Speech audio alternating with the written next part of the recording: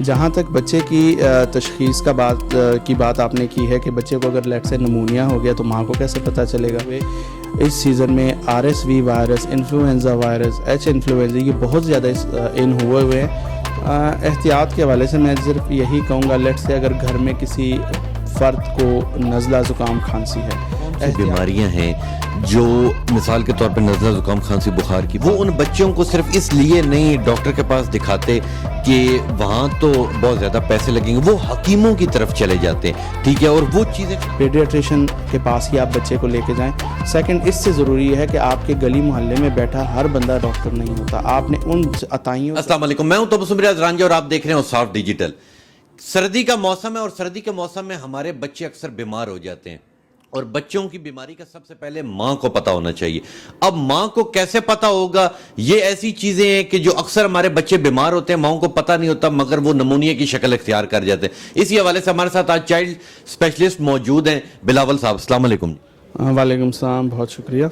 बिलावल साहब, आपका बहुत शुक्रिया वक्त देने के। बिलावल साहब, सबसे पहले मुझे ये बताएं कि इस सर्दी के अंदर ये कैसे पता लगेगा कि हमारे बच्चे को क्या बीमारी, क्योंकि नज़ला ज़ुकाम खांसी बुखार तो हर रोज़ ही तकरीबन बच्चों को हो रहा होता है। बहुत इंपॉर्टेंट और बहुत अच्छा सवाल है। मेरे ख्याल में हमारी तमाम माँओं बहनों को ये पता होना चाहिए कि उनको पता हो कि बच्चे को कब क्या मसला है और उसके लिए बर वक्त वो तशख़ीस और इलाज की तरफ जा सकें।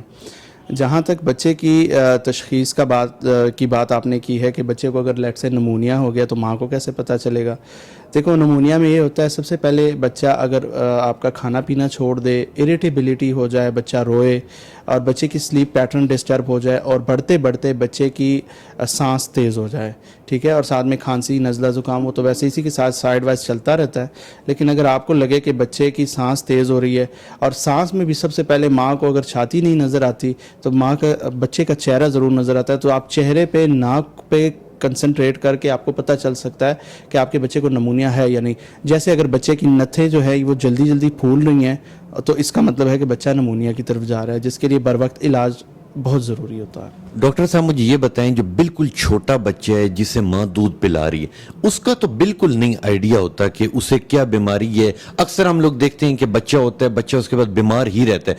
तो अक्सर अगर हम गांव देहात की बात करें तो उधर की माँओं को तो 6-6 महीने पता ही नहीं लगता कि जी बच्चे को बीमारी के। उस हवाले से आप लोग क्या करते हैं? बहुत ज़रूरी सवाल है और मेरे ख्याल में तमाम माएँ जिनके पास आजकल नौमौलूद बच्चे हैं उनको ये ज़रूर इस बात का इल्म होना चाहिए, चूँकि आजकल के सीज़न और इस तनाज़ुर को देखते हुए इस सीज़न में RSV virus, influenza virus, H influenza ये बहुत ज़्यादा इन हुए हैं। तो मेरा ख्याल है माँओं को पता होना चाहिए। अगर बच्चा, जैसे मैंने बताया, जो नौमौलूद बच्चा है, 1 माह का है, 2 माह का है, उसमें अगर बच्चा दूध छोड़ दे लेकिन साथ में बच्चे की सांस उखड़ जाए, छाती की मूवमेंट्स बिगड़ जाएं, जैसे अब छाती है वो अंदर की तरफ जाने लगे, जिसको हम मेडिकल टर्म में सबकॉस्टल रिसेशंस कहते हैं, इंटरकॉस्टल रिसेशन, सबकॉस्टल रिसेशंस हो गई, और साथ में अगर आपको ट्रेकियल टग मिले तो ये बच्चे की सांस की दुश्वारी और उखड़न जाहिर करती है। तो ऐसे बच्चे का हम ऐसे पता लगा सकते हैं कि बच्चे को नमूनिया है। डॉक्टर साहब, मुझे एहतियात बताएं कि इस सर्दी के मौसम में जो छोटे बच्चे हैं उनकी एहतियात माएँ कैसे करें? एहतियात के हवाले से मैं सिर्फ यही कहूँगा, लेट से अगर घर में किसी फ़र्द को नज़ला ज़ुकाम खांसी है, एहतियात उधर से शुरू होता है। सबसे पहले वही बंदा मास्क पहने, अपने हैंड हाइजीन का स्पेशल ख्याल रखे। अब लेट से अगर कोई 5 साल का बच्चा है तो घर में चूँकि वो पानी पिएगा जिसमें उसने पिया है, उसमें अगर इसने पी लिया तो वायरस है, चूँकि एक से दूसरे इंसान को ट्रांसफ़र हो जाता है।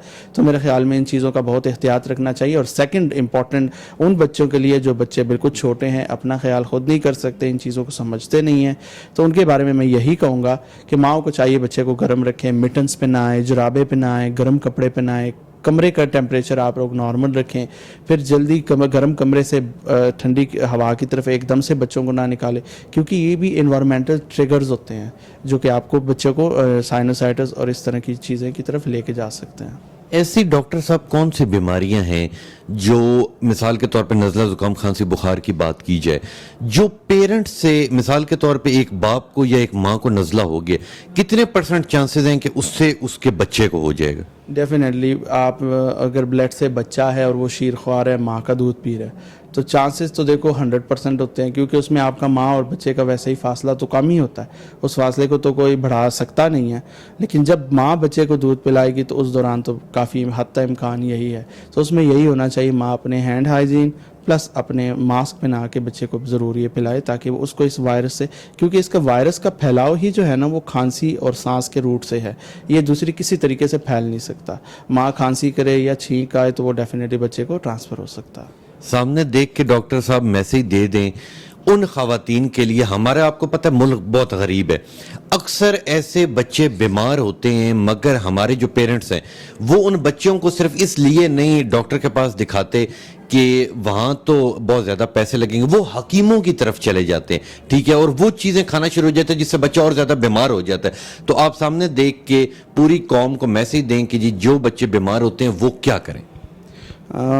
मेरा उन तमाम माँओं बहनों से एक गुजारिश है, अगर आपके बच्चे कहीं बीमार हो जाए तो सबसे पहले डॉक्टर के चुनाव में इंतहाई एहतियात बरतें, ठीक है। अगर आपके पास सब हस्बे इस्तिताअत है तो आप अच्छे डॉक्टर का इंतखाब करें। किसी भी डॉक्टर को आप ये डॉक्टर ना समझें कि वो बच्चों का भी इलाज करता है, क्योंकि बिकॉज ये एक अलग ही स्पेशलिटी है। पीडियाट्रिशियन के पास ही आप बच्चे को लेके जाएं।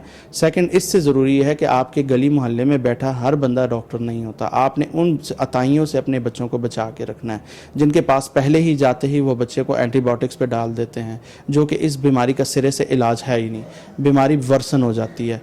थर्ड, मेरी तमाम माओं से ये दरख्वास्त है कि अपने बच्चों को आप अपना दूध पिलाएं। देखिए, उन बच्चों में जिनको माएँ अपना दूध पिलाती है उनमें छाती के इन्फेक्शंस और इसके अलावा दीगर बीमारियों का तनासब उन बच्चों के मुकाबले में बेताशा कम होता है जो कि गाय, बकरी, भैंस और फिर डब्बे के दूध पे पलते हैं। तो मेरा ख्याल है कि ये तमाम माओं के लिए आज मेरा टेक होम मैसेज है कि आप अपना दूध पिलाएं, बच्चों को जैसे मैंने तमाम एहतियाती तदाबीर बताई ये करें, और अपने पास घर में एक नेबुलाइज़र मशीन आप ज़रूर रखें। जब आपको लगे कि बच्चे को थोड़ी बहुत ही नमूनिया की शिकायत हो रही है, आप बजाय इसके कि डॉक्टर के पास जाएँ, चूँकि इन्होंने बताया कि हमारे यहाँ माली मुश्किलात भी काफ़ी ज़्यादा होती है, एटलीस्ट घर में अगर ये मशीन रख लें तो हम हज़ारों के पैसे अपने बचा सकते हैं। हम घर में ख़ुद बच्चों को नेबुलाइज कराएं, ख़ुद तरीके से नेबुलाइज, और बहुत आसान तरीका है।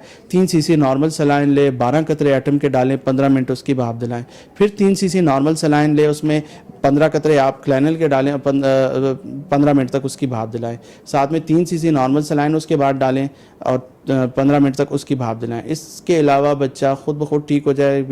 ये आजकल वायरल इलनेस चल रही है, 4 से 7 दिन इसने वैसे भी लेने हैं, तो आप बजाय इसके कि डायरेक्ट ही घर में दवाइयाँ नहीं देनी बच्चों को, खुद से डॉक्टरी नहीं करनी, और आप अपने दूध को प्रमोट करें। और ये मेरा पैगाम आगे तमाम माओं तक पहुँचाएँ, प्रमोट ब्रेस्ट फीडिंग।